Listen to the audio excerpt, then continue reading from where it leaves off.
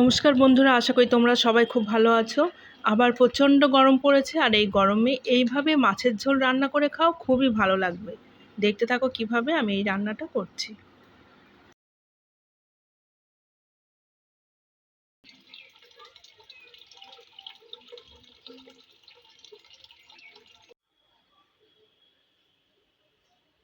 এই মাছগুলোকে আমি নুন হলুদ মেখে ভেজে নিয়েছি। পাট শাকগুলোকে খুব ভালো করে ধুয়ে এনেছি। এখানে উচ্ছেগুলোকে কেটে ধুয়ে রেখেছি।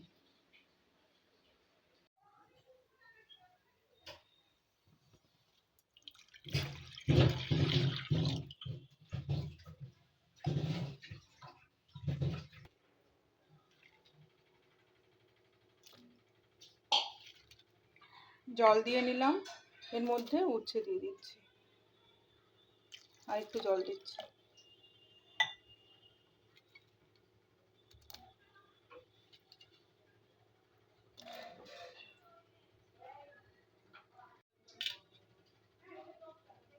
এর মধ্যে দিয়ে দিচ্ছি আলু।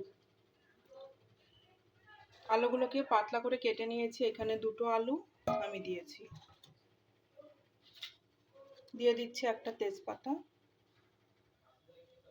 দুটো তিনটে কাঁচা লঙ্কা দিয়ে দিলাম। এর মধ্যে একটু নুন দিয়ে দিচ্ছি,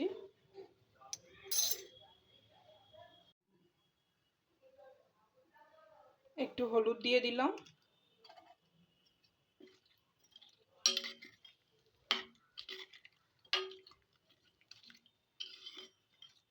এবার আমি ফ্লেমটাকে হাই করে দিয়ে এটাকে ঢাকা দিয়ে রেখে দিচ্ছি। ঢাকাটা তুলে নিয়েছি। এগুলো একটু সেদ্ধ হয়ে গেছে। এটা তোমরা প্রেসার কুকারেও দিতে পারো, একটা সিটি দিয়ে নিতে পারো। এবার আমি এর মধ্যে পাট শাকগুলো দিয়ে দিচ্ছি।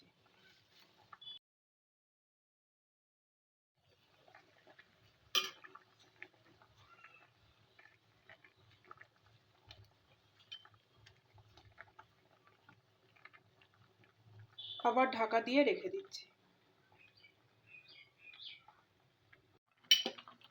ঢাকাটা তুলে নিয়েছি।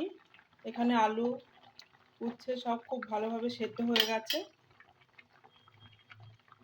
এবার আমি এর মধ্যে মাছগুলো দিয়ে দিচ্ছি।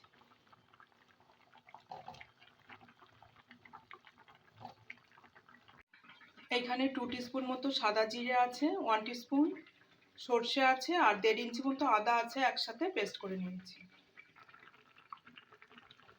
এই পেস্টটার মধ্যে দিয়ে দিলাম।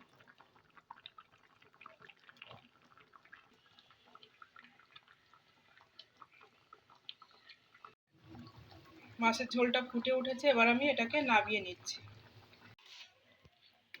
কড়াইতে দিয়েছি একটু সর্ষের তেল, ফোড়নে দিচ্ছি একটু মৌরি, রাঁধুনি, একটু সর্ষে, আর সামান্য একটু মেথি।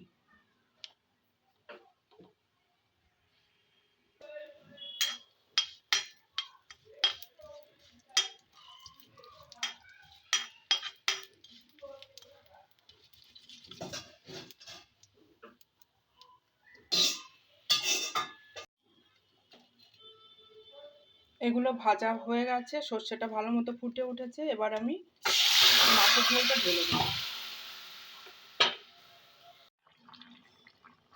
রান্নাটা একদমই কমপ্লিট, এবার আমি নামিয়ে ফেলব। রান্নাটা একদমই কমপ্লিট, এবার আমি নামিয়ে ফেলব।